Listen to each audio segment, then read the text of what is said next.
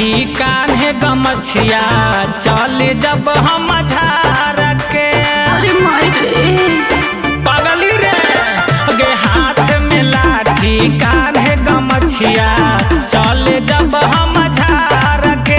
अरे करे कबन रंगदारी हमारा जस रंगदार से। अरे करे कबन रंगदारी हमारा जस रंगदार से। आगे जानई हमारा नामा जानू यूपी और बिहार के। अच्छा सभे जन है आगे जानई हमारा नामा जानू यूपी और बिहार के। आगे करे कबन रंगदारी हमारा जस रंगदार से। अरे करे कबन रंगदारी हमारा जस रंगदार से। समझ गया बेटा।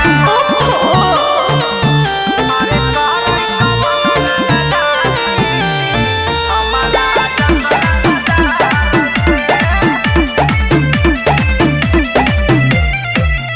अरे करे कबन रंगदारी हमारा जस रंगदार से।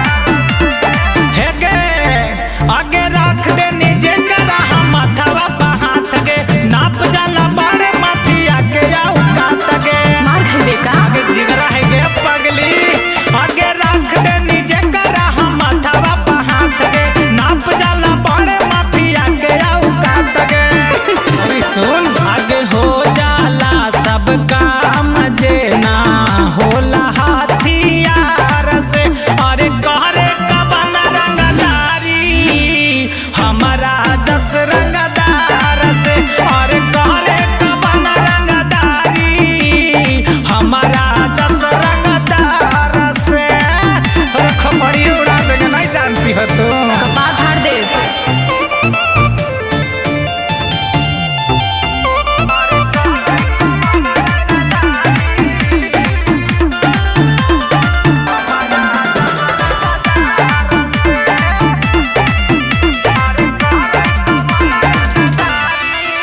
आगे पुलिस प्रशासन नहीं करे कोनो गलती।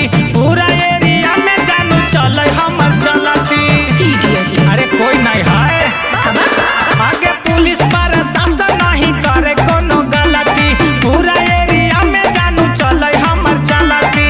भगबकी ना आगे पावन सोनू डरऊ नहीं गोलियों के मार से।